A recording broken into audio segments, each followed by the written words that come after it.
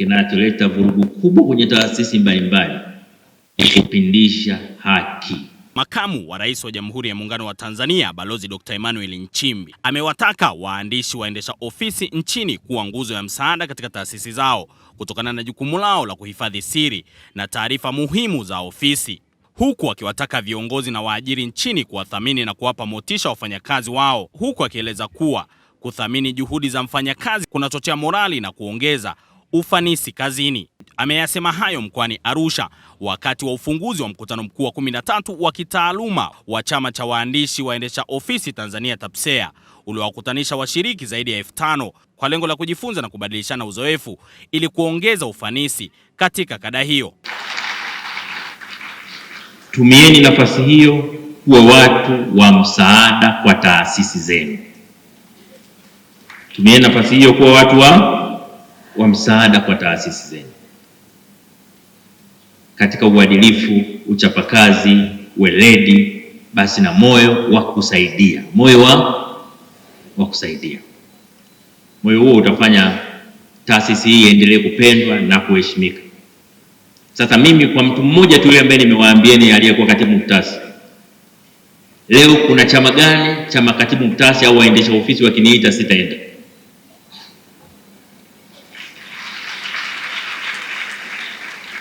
Hawa ni watu muhimu. Hawa ni watu muhimu. Na ukishapitia mambo kama hayo unakuwa unajua kwamba katika taasisi kila mtu mwache afanye kazi kwa fani aliyosomea.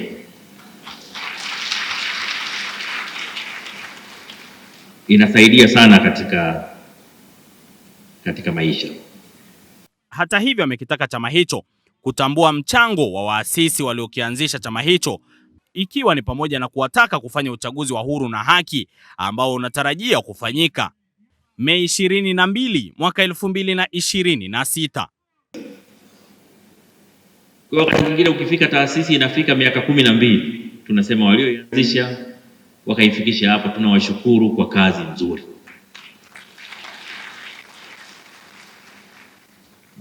Michango yenu hii mngekuta hapa, naamini hizo hela zitaisha. Kwa hiyo hongereni sana kwa uongozi mzuri na hapa mlipoifikisha taasisi. Mnaokuja kwenye uchaguzi, wanachama, chagueni viongozi makini watakaoendesha chama chenu kwa miaka inayofuata. Mwapime kwa uwezo na sifa zao, sio kwa sura, makabila na dini zao.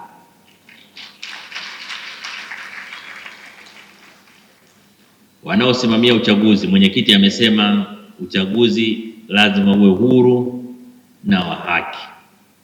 Nasisitiza hapo. Kinacholeta vurugu kubwa kwenye taasisi mbalimbali ni kupindisha haki. Kupindisha haki. Kinacholeta shida kwenye taasisi mbalimbali ni kupindisha uwazi. Kwa hiyo hakikisheni uchaguzi wenu hautengenezi malalamiko. Kila mgombea apewe haki yake.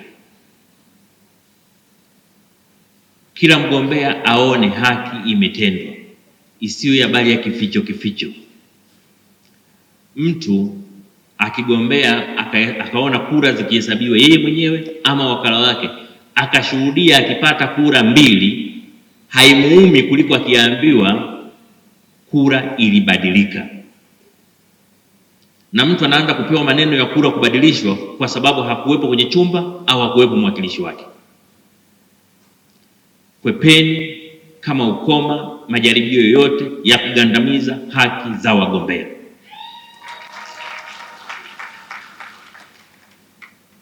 Na kwa kweli sio haki za wagombea, pia ni haki za wapiga kura.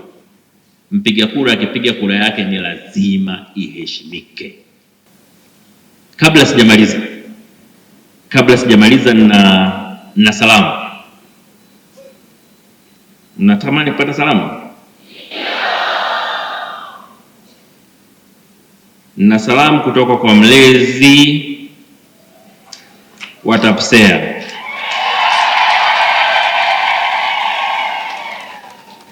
Mlezi wenu Dr. Samia Suluhu Hassan, Rais wa Jamhuri ya Muungano wa Tanzania, ameelekeza mkitoka hapa mpelekwe mbugani.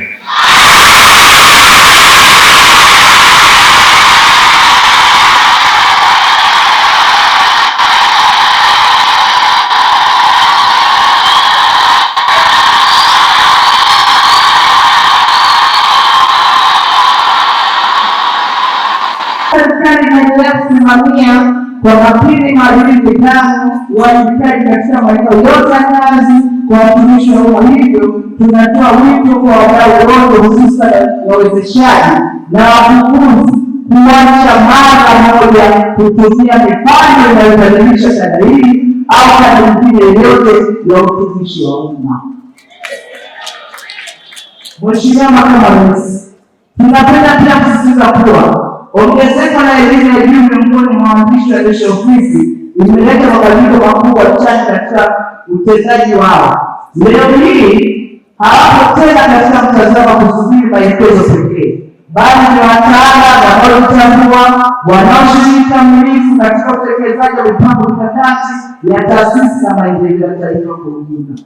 Miongoni mwa watu ambao wamedai kwamba wamekuwa waasisi wa chama hicho, Catherine Madi maarufu kama Dr. Keti, amezungumza na waandishi wa habari huku akitoa wito wa kujengwa kwa ofisi pamoja na miradi mbalimbali ya chama hicho kupitia michango ambayo wamekuwa wakiitoa.